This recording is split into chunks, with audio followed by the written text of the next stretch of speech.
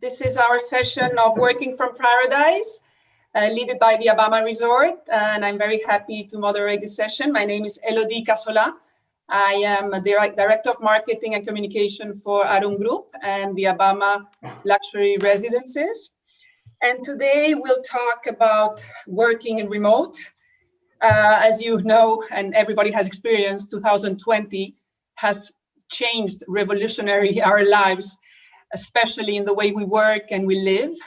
And today, many people are asking themselves, well, maybe I can choose a different way of living, and then choosing where do I want to live, where do I want to be with my family, how do I want to work and live, what are the technical and legal requirements for this, how can I get the space, the quiet, but at the same time, the community where I can put together my working life and my family life. And finally, we're today in Tenerife, so we need to talk about what the Canary Islands and Tenerife in particular can offer to people that are having these questions and thinking about changing maybe their lives, at least for the following months.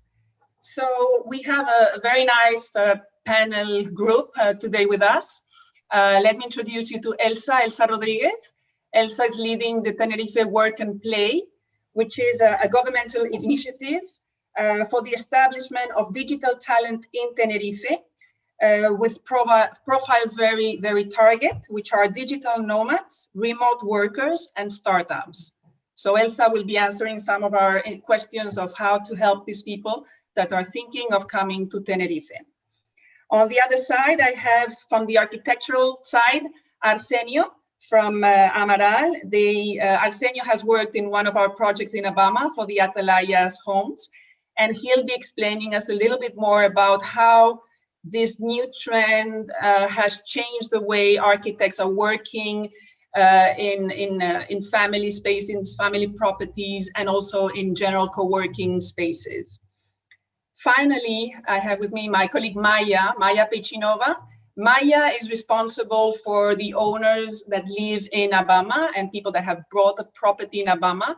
And she is here today because she'll be able to explain how during confinement, people have lived the experience of working and living for many months in the resort, and what has been the reaction and the good things that they have lived during this period. So we have prepared this session in 5 big blocks. The first one will talk about the Tenerife and the destination. And for this, I would like to ask Elsa, as my first panelist, to explain us a little bit, Elsa, how do you work? What is exactly Abama Tenerife Work and Play organization? Great, thank you, Elodie, and thank you for this invitation. It is a pleasure to be here today in this webinar. So as you mentioned at the beginning, Tenerife Work and Play is a public initiative from the local government, from the Cabildo de Tenerife, that was created to attract and support the establishment of more digital talent in the island of Tenerife. And when we talk about digital talent, we are referring to specifically to digital nomads, remote workers, and startups. That nowadays we are hearing all these names, but yeah, we are targeting specifically these profiles. And at the same time, we are actively involved in building the local remote working community. So we organize networking activities, workshops, and social gatherings so that both the international community that comes and established here can also mingle with the local community, right? So that there are new projects coming up and you know, synergies between them. So why are we targeting this profile? And that's the big question on why are we doing this, right? So 3 things that we always mention. One is the promotion of a different Tenerife. So we are looking at Tenerife from a different perspective of you can come here and work from here. Secondly, is that these kind of profiles, they contribute directly to the local economy. So they pay for an accommodation, they consume in our restaurants, they go to our supermarkets. So they actually contribute directly to our economy. And the third thing is related to this community I was mentioned, is that they integrate in our local community. So new projects come up, they start new businesses and so on. So that's why we are targeting these people. And what we do to support them is we actually have our welcome pass. So it's a special package with deals with local companies for activities that are especially targeted to these kind of profiles. And also we have discounts for co-working spaces so that they feel welcome when they arrive here. And we also have our landing package with plenty of information on, they ask us from accommodation places to I'm looking for talent, or how can I become a self-employed, all visa issues and so on. We actually help them through the process. Thank you, Elsa. That's super interesting. And I think it's a great idea that the government of Tenerife has decided to offer these services. I am sure you must have lots of requirements, people contacting you. By the way, anybody that is today in this session, of course, can, after the session, when it's finished, we won't be able to go to the details, but you will have the contact of Elsa and also of Arsenio and even Maya at the end of the session, where you can have their phone call and their mails, so you can contact them directly for further details. Elsa, just one, by curiosity, what has been the reaction with COVID and what has happened this year? Have you had more people asking, more inquiries? What has been the evolution? Well, yeah, we have seen quite an increase in the number of requests, people asking, inquiring about moving to Tenerife, what are the processes to establish themselves here. So if we can compare before COVID and after COVID, I would say that at least they have doubled the number of requests, because we have to think that before, these kind of people who work more in a digital way and they are nomadic, they tend to move from one place to another. They are used to go to this part of to the area of Bali, so Canggu and Chiang Mai in Thailand, Bangkok in Thailand as well. So that area is very famous for these kind of people. So now that they cannot go all the way there, Tenerife and the Canary Islands become a place where these people who most of them live in Europe, see the Canary Islands as potentially one of the best places to go right now, not only because of the excellent weather we have, but also, the security, the safety of being a place that is secure, if we are looking at the COVID situation, right? And of course, the connectivity that we have with most of the cities in Europe, although now we are slowly coming back to most of these routes, but they exist, and is one of the things that people appreciate the most. And also the convenient time zone. So we're in a location where it's convenient to almost work with the whole world, right? Like if you are in Asia, it's difficult to work with Europe, but if you are here, you are kind of like in between many countries. So it's easy to balance that. Great, thank you so much, Elsa, very interesting. Maya, this question is for you. You have experienced the people that Abama have chosen to stay in the resort, and who are they? Why they decided to stay? What have been their experience and their profile? Abama has different profiles, teleworking, some during sporadic periods of a few months, and other who work here regularly. We have one side, the owners of the properties, the residents, they are coming here for teleworking, or they have spent some period in the last winter, summer, and another they are coming like guests to the already finished resort of Las Atalayas with apartments, and we have there some repetitive guests since coming to work for 2-3 months, go back home and coming again, and they tell that is the best way for them to do the teleworking if it's possible by its job.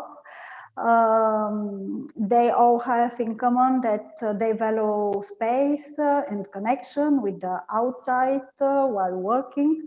And Abama is a paradisiacal environment which, together with its gastronomic and sports offers many possibilities when it comes to doing the business.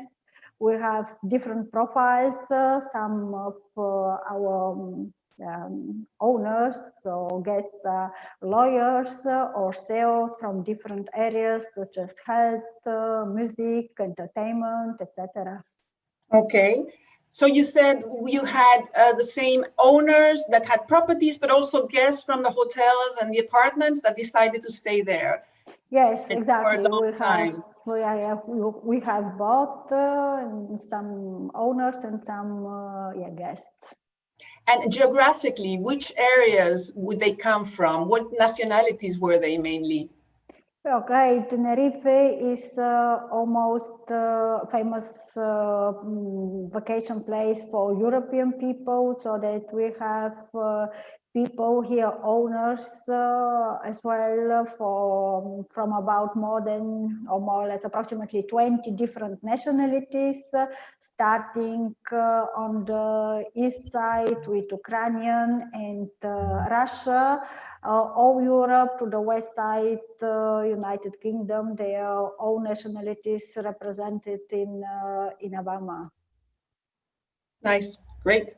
So it's a little bit very mixed, huh? 20 nationalities. It's a huge amount of different languages and cultures living together and creating this community. Interesting. Okay, so I think we've done a bit of the destination and the options of coming to Tenerife. Interesting from both points of view. We'll pass to the design section. I would like to know a little bit more. I think it would be interesting to know how, from a point of view of the architects, designers, and creators of these spaces, has this new trend changed? How are you seeing this, Arsenio? This is a question for you. How is this evolving in general terms? And then maybe after we can talk about the specific properties. Architecturally, it's been a before and after in this global situation, and it's become a great challenge to solve in our studios. So what we first have to make is to include this use as part of the brief of the new buildings all over the world. But there is an exception for our Tenerife and Canary Islands, is that we can include outdoor spaces in order to achieve good results for working online. So in architecturally point of view, it's a challenge, but there is also an opportunity because we count with a very, very special condition dealing with the environment in Canary Islands. We can use it as part of a place where we can work working online. So now it's a fantastic situation because architects can use this new part of the brief, but also can take advantage of the location. Great. Okay, so a challenge for you now, huh? From now on. Definitely, but also an opportunity. Fantastic. Maya, are you seeing this from your buyers? Are people demanding for more working space in their homes? Is this changing a little bit the kind of product they're looking for? Yes, by the sales, but okay, almost by the people there here, the owners value more than ever the multi-purpose spaces. And as Arsenio already told, here the outside area, what is the good possibility in Canary Islands to keep outside, to be connected and staying in your terrace or garden and of course, some owners came on vacation and settled that just for a few months, adapting on their needs, and some families or couple who decided to stay during the confinement of their countries here on site in Abama until the situation improved, and they all have valued the good weather, the good connection, and outside spaces, the ample spaces which can establish its office places. Mm-hmm. Great. Arsenio, back to you. This new, I think you're launching a new project called Las Atalayas, which is brand new and still under development. How have you implemented these new trends in these homes? What specifically have you done, and are you doing maybe in other projects you are developing right now? Specifically in Atalayas de Abama, it's a kind of project that can adapt very well to the new situation. Not only because we can include working spaces in every one of the rooms of the house, but also in the living room. So we have multi-purpose areas in the indoor spaces, but also we can include the outdoor space, which is also very important. So Las Atalayas is one of the projects that can really easily include that use and giving a lot of opportunities, not only 4 or 5 working spaces inside the house, but also 2 or 3 in the outside. So it's exactly the project that we can adapt perfectly to the new situation. Fantastic. I'm sure this is going to be a real appreciated new trend, the fact of being able to work inside or outside. And Tenerife, of course, because of the climate, fantastic, is a great place to do that. So that opens a large spectrum of possibilities. Great, let's pass on to another topic. I would like to speak a little bit and give some touches on requirements and taxes, a bit more serious this time. Elsa, this is, I guess, more a question for you. What requirements must a teleworker meet to be able to work from Tenerife? Is there anything, it depends on nationalities, or tell us a little bit? Yeah. Exactly. It very much depends on the nationality of the person. So as we know, Europeans don't have visa issues, but if people from outside Europe want to come here, that's more difficult, right? So the process is longer. They have to go through the embassies, presenting business projects. So you have to ask for a visa, for an entrepreneur visa, basically. So there is no legal term or legal figure or a specific visa for digital nomads or remote workers, whereas in other destinations there are already this type of visa, right? So from outside Europe, it's kind of a process, but it could be done. So we guide them through the process if they were to be from Latin America or North America. Otherwise, yeah, they only have 3 months, right? So that we have a lot of people from the US that come here and they can only stay for 3 months because they don't have a visa. But for Europeans, it's pretty straightforward. They can come here and establish. In terms of taxes, that's a different story. So that it depends on how much time you spend here in the destination. So if you are here more than 183 days, then you have to pay taxes here. If you're not, you pay taxes wherever you're from, or depends, because each country has its own requirements, but depending which company you're working for, because you know this type of people, remote workers, they work for companies all over the world. So it really depends on each particular case. So we give advice, personal advice, right? And of course, we are not tax lawyers or specialists in this type of thing, but we always recommend, if there is a moment where we cannot advise anymore, then we recommend it specifically to certain type of experts and fiscal experts and so on. In terms of fiscal advantages, so that's more for businesses. In terms of, I'm not sure I'm sure you guys have heard about the Special Canary Islands zone.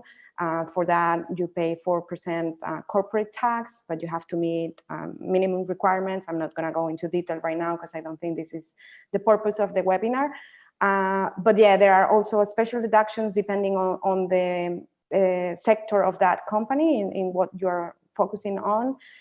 And then, well, we don't have VAT, right? So we have a special tax that is called IHIC, and that's only 7% the price. So those are some of the fiscal advantages, but as I said, I don't want to go into detail on that. But if anyone is interested, I'm more than happy to. Yeah. Elsa, I'm seeing a question from one of our attendants asking, this will change the UK residents with Brexit? Yeah, I mean, we're getting a lot of requests from UK people. You mean for UK? Yeah, exactly, for UK residents, citizens that want to establish here. Yes. Yeah, so they have to go through another process. It's a different one. So there is a special model form for them, and I mean, yeah, it's a different one. I'm not sure if, I don't want to. Okay. So maybe you can advise if he wants to, if this person wants to contact you directly, maybe you can advise him of a specific lawyer that may help him and assist him with this. Exactly. We have a specific lawyer for those cases, for immigration cases like this one, and we can refer people to the official document that explains everything, and it's in English, which is sometimes difficult to find, because that's the other issue that we run into, that most of our administrative process and even people who work in the administration, they don't speak English. So we always help people go through the process in that sense. Great. Okay. Thank you, Elsa, very much. Let's go on and talk about the family life. What is Tenerife offering to these people that come not only to work themselves or with their couples, but also with the kids, families? Maya, from your experience with the families that have decided to stay in the resort in Abama, how did they experience it? How was their experience with kids, with family, with the rest of the community? What was the life they were, besides only working? Okay, of course, as well in confinement, here some of the people, they decided they was with children. Of course, all children were supposed to do it as well online school, so that have been families that decided to settle this time in Abama. Again, we remember all time during due to the best climate or all the sunny days, that was March, April, May, of course. Some of this time was not summer time in the rest of the Europe, but here the temperature all the time is over 20 degrees, of course. Having private pools or having jacuzzis outside for the families once they are doing the school life online when the parents are helping, and another time or another side they can enjoy rest of the day outside, and it was really fantastic experience here for the family with children having fun and enjoying the weather and making new experience, of course, being all the time and helping the children by the online school. There are, of course, a range of possibilities that perhaps had not been considered before, but staying longer in the second residence, of course, they can see the advantages and plan still for future to use, if it's possible, this way on life. And regarding kids' education, schooling, universities, etc., Elsa, what does the island of Tenerife can offer or provide to those families who wish to set in the island and are international families? They come from France, England, the UK, Germany. Do we have an offer of international schools and maybe international universities also to offer them? Yeah, sure. I mean, and that's one of the questions we get quite often. People, young couples, or even older couples that ask, look, we're moving with our kids.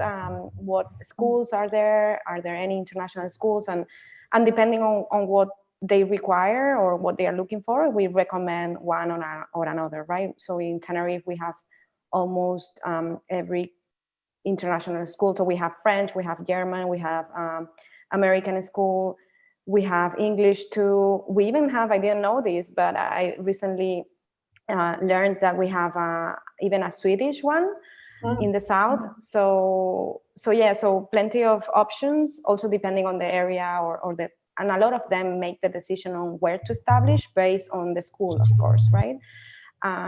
So that's a big thing for them. Also, if it's university, well, we have the University of La Laguna, and then there are some others like the European University, and some of them can offer degrees in English as well. So plenty of options, and yeah, we also support remote workers and entrepreneurs through that process of decision making.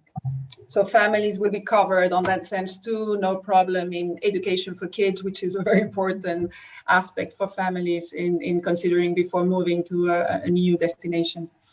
Great. Okay, so let's pass to our final block, which is business and the community life in Tenerife and in Abama. Maya, were the social meeting events in the resort important for the owners? Did they created like a community, even though they were kind of confined and they had limitations, but was that important for them also to make this lifestyle inside the resort, and for business and for kids and for families, and to have a social life?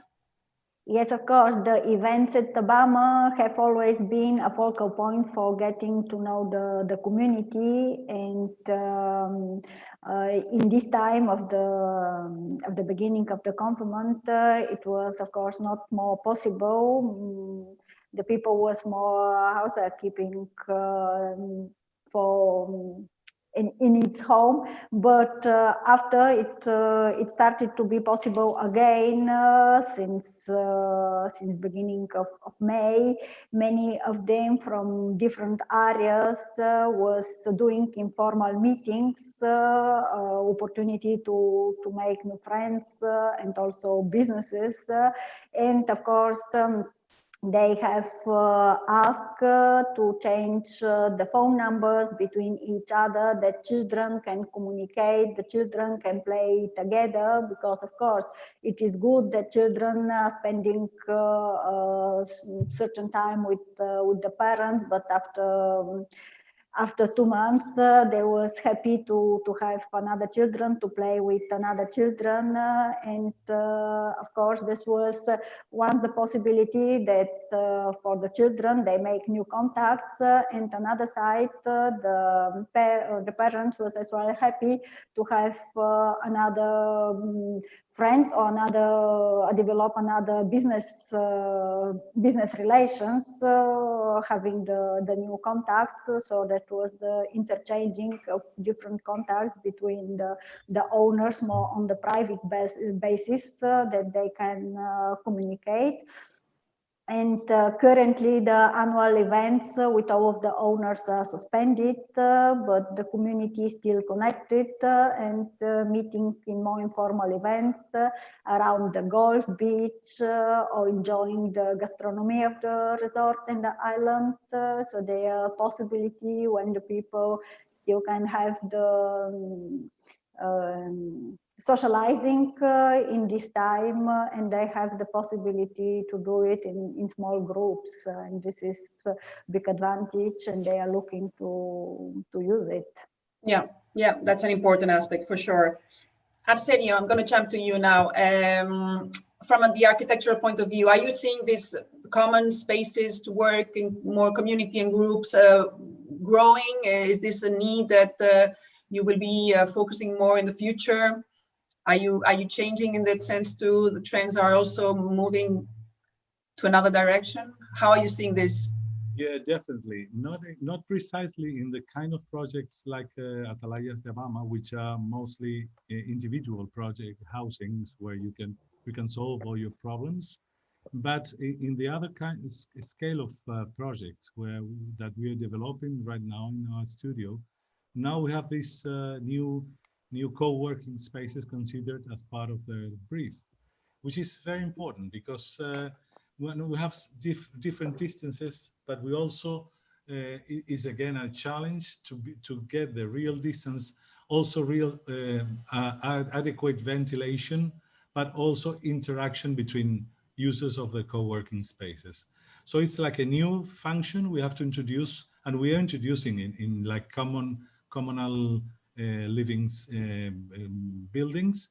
And at the moment, it's as I said at the beginning, it's a new thing to introduce, but also a challenge and also an opportunity, because again we can use co-working outdoor spaces in Canary Islands. So it's a great to have amazing open terraces with views where you can share spaces with the right distances and with proper ventilation, and allowing people to interact within the distances that are like healthy.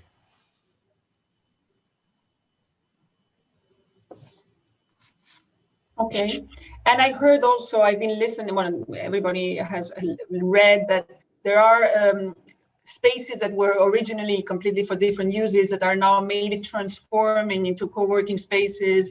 We're seeing this in probably hotels, apartments, or this kind of buildings that are trying also to find other uses for their properties. Is that something you see is going to grow? Are we going to see new uses for different purposes?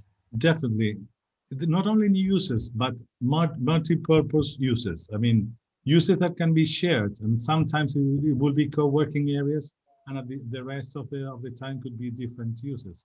So that's an interesting question as well, because it introduces this new use that can be blended with the rest of the uses, and it's a very important thing that we can like mix them all and make them work in different parts of the day. So you can move these uses from one day to the other, of one part of the day to the other. So this is versatility. Versatility, it's very important right now in architecture, and it's becoming more and more a key question. Good, interesting. You have many challenges to confront in the following months, I can see. Sure. Elsa, this is my last question for you. I guess you are, well, working from home again is fine, but everybody wants to connect, and at the end you want to go back to seeing people, interacting, and how is your experience in that sense? What do you answer the questions of people that are looking for to work with other people in communities and want to interact? Right. So that's the point, that people with this whole situation, people have have thought or have in their minds that teleworking or working remotely is working from home, and that has nothing to do. Most of us who have been teleworking for many years, I cannot be at home all day because I will go crazy. So we even look for places like co-working spaces and other cafeterias or any other place where we can actually work, right? So because we want to meet people, as you said. So I think the basis of all of this and how can they connect is creating the community. And that's one of the things we have been focusing on, because that's one of the first questions they will ask when they are thinking of moving to a new place. They look for the community. So they will ask, is there a remote workers community? Is there a digital nomad community?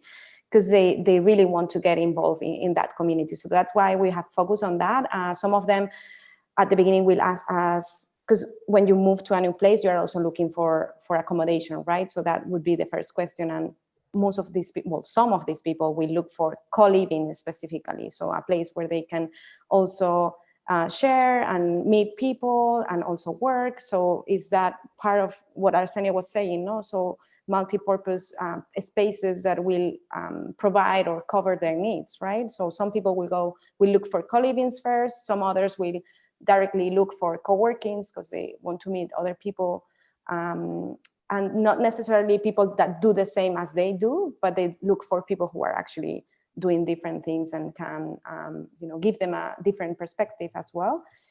And then it's everything that we do for this community, which are these activities I was referring to at the beginning. A lot of them are social activities. Some others are more professional ones, but we always have some time during that activity for them to mingle and get to know each other, right? Because at the end of the day, yeah, you want to also get to see the island. And so we do from hikings to wine tastings to We do even percussion workshop where we play with reusable materials, and so we do really different things.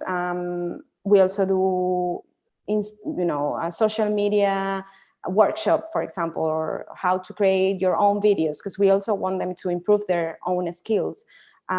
So it's a variety of things that we do, and we also look for different spaces. So we don't necessarily repeat. So we look for co-working spaces where we can do it, or we look for outdoors. Now we're doing a lot of things outdoors, of course, because of the situation, and we limit the number of people. But yeah, that's what they are looking for. They are looking to get to know the island, but also get to meet new people as they do that, and also get integrated in the local community. So yeah, I basically think that that's something we can all give these people when they arrive, the sense of community is what they are looking for. Fantastic, fantastic. It seems like you have the whole menu for anything that anybody could need or could think of. You have an answer, at least a solution for them, directly or indirectly. Well, I hope that people that have assisted this webinar or that will listen to the video that we are taping will have at least answers to basic questions, and if more interest, they will come to you directly for more details.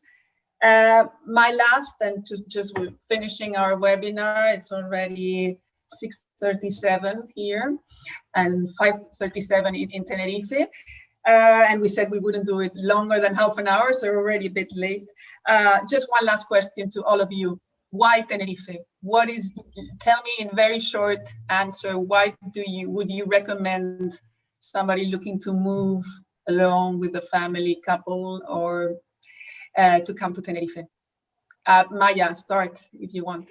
Yeah, very, very short. It is just weather and lifestyle. This is what is Tenerife. This is what appreciate the owners in Abama. This is the reason that the new clients are coming as well in this time, especially in this time, in this summer, that they all are interested to have good lifestyle, and Tenerife is offering this good lifestyle, and the weather is what is doing possible to have still the best lifestyle, plus another that the real estate offer, and of course the gastronomy, and yeah, in this time a little bit more limited social events, but gastronomy and spaces is what is the lifestyle in Tenerife.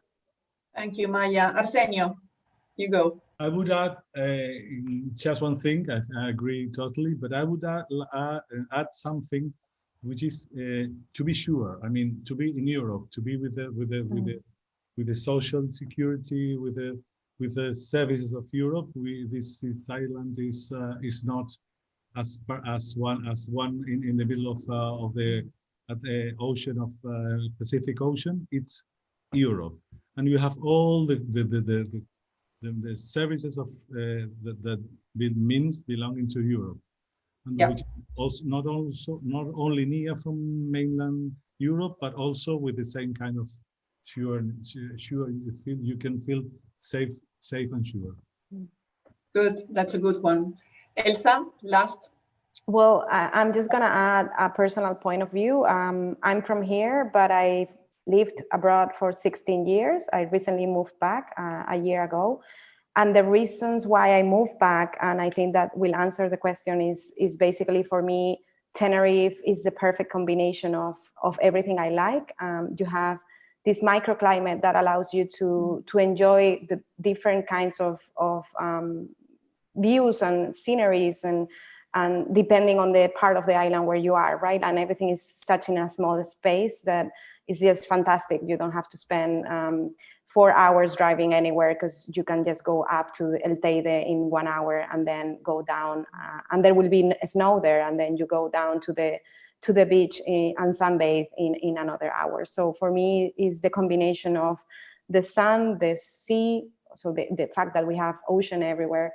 So the sun, the sea, the sand, and the mountains. For me, that's everything I need. So yeah.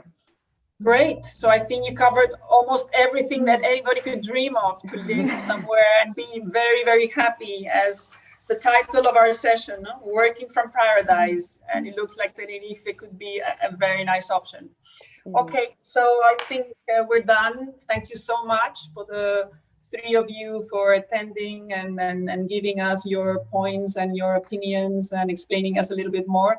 I'm sure, and I hope everybody will have at least will leave the session with a bit more of knowledge about Tenerife and the possibilities of moving to this island, beautiful island. In any case, Maya, you want to give our panel or our attendees the numbers, telephone and email of Elsa, Arsenio, and Maya, in case anybody would like to contact directly for more details. As I said before, we couldn't cover everything in half an hour, but we're happy to answer your questions, any of the three panelists that were in this session. So here you have Elsa's contact from Tenerife Work and Play, telephone and email. Arsenio's numbers from Amaral Arquitectura, as I said, one of our architects in Abama of the Atalayas, and Maya Pechinova, who was the responsible for all the relation with the owners and property owners at Abama Resort, if you want to know a little bit more about what we can offer at Abama. And that's it. Thank you very much for your attendance. Hope to see you soon in our monthly webinar. We'll be announcing very soon our new topic, and if you want to repeat, we'll be there. Thank you. Thank you, Elodie. Thank you, everybody. Bye. Bye. Bye.